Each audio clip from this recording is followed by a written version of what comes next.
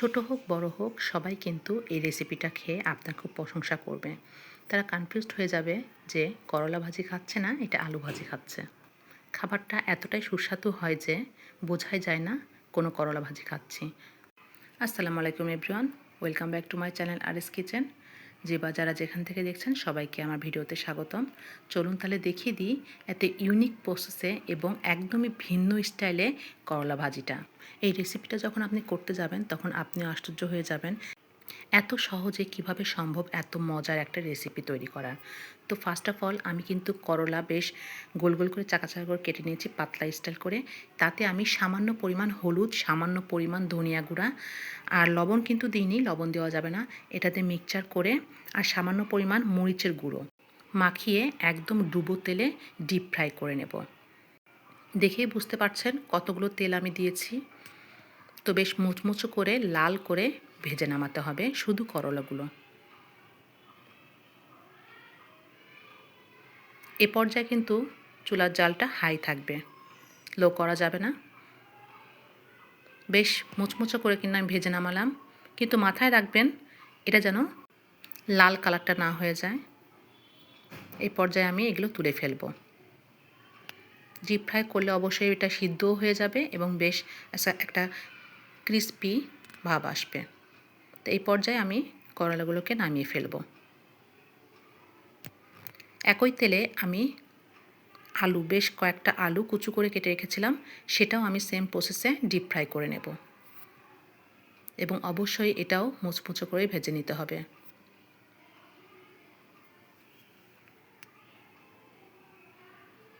আলু ভাজতে একটু সময় লাগবে, একটু ধৈর্য নিয়ে একদম লাল করে মুচমুচো করে ভেজে নিতে হবে।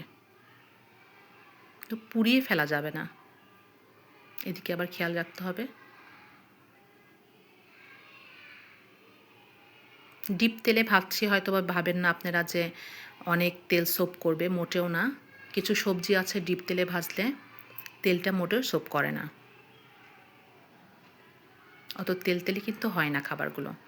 আমার কিন্তু আলুগুলো ভাজা হয়ে গেছে বেশ মুচমুচে করে, একদম ব্রাউনি কালার আসবে এবং ক্রিস্পি হবে এটাও।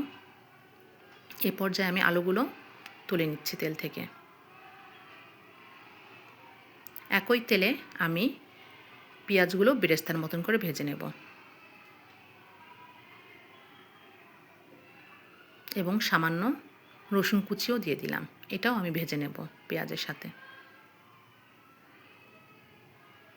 কখনো এই স্টাইলে করে করলা ভাজি খেয়ে দেখেছেন? অবশ্যই একবার বাসায় হলেও বানিয়ে খেয়ে দেখবেন। একদমই অন্যরকম একটা টেস্ট।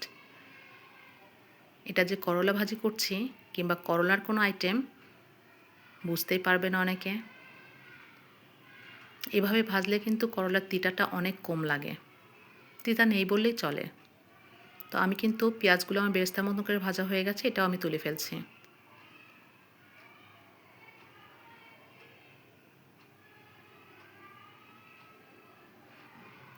বেশ কয়েকটা শুকনা মরিচও আমি এই তেলে ভেজে নেব।